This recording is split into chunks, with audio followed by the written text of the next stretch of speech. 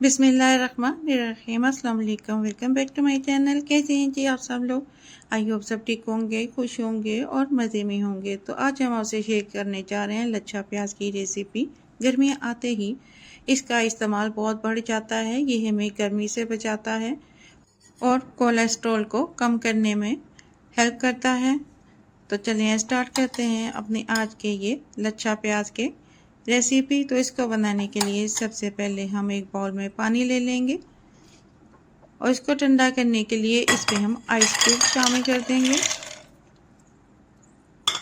अब हम 2 प्याज ले लेंगे। इसको मैंने छील लिया था और वॉश कर लिया था। इसको अब हम छुरी से काट लेंगे। ना तो इसको ज़्यादा हम थिक रखेंगे, ना ही ज़्यादा इसको थिन रखेंगे। दरमियाने साइज में प्याज को काटेंगे। कच्चा प्याज खाने से कब्ज़ दूर होती है और स्वेलिंग भी कम होती है और गर्मियों में ये हमें लू से बचाता है। तो इस तरीके से हम दोनों प्याज़ों को काट लेंगे। कच्चा प्याज फाली से बचाता है और ये खून में शुगर के लेवल को लो करता है, इसलिए हमें प्याज को अपनी खुराक में शामिल करना चाहिए। और प्याज को काटने के बाद जो पानी हमने ठंडा करके रखा था, ये प्याज हम इस बाउल में डाल देंगे। आइस क्यूब वाले पानी में इसको डाल के थोड़ी देर के लिए छोड़ देंगे। जितना ठंडा पानी में हम प्याज शामिल करेंगे, प्याज उतना ही देर तक क्रंची रहेगा, इसलिए हम इसको ठंडे पानी में शामिल करेंगे। और डालने के बाद इसको मैं थोड़ी देर के लिए छोड़ दूंगी।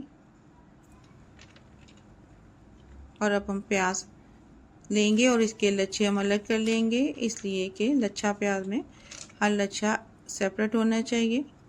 इस तरीके से हम इसके लच्छों को सेपरेट कर लेंगे।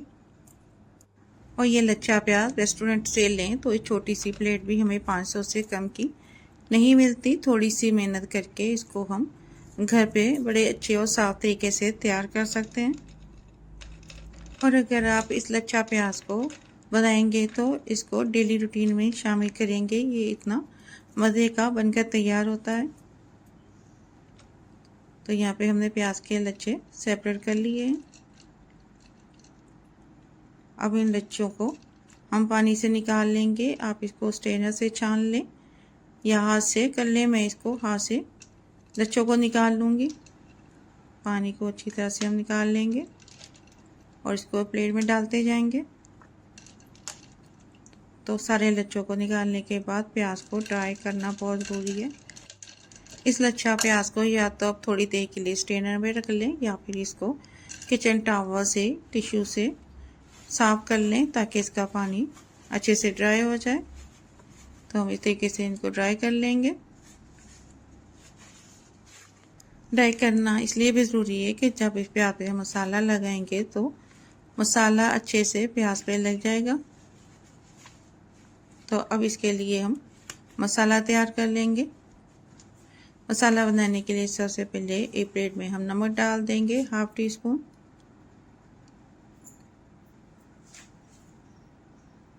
और साथ ही डाल देंगे काला नमक, डाल देंगे 1/3 टीस्पून।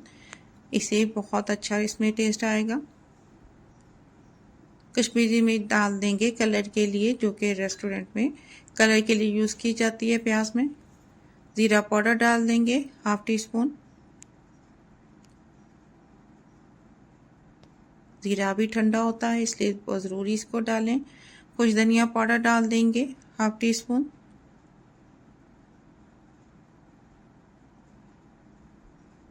इसमें सिरका डाल देंगे, विनीगर 1 टेबलस्पून।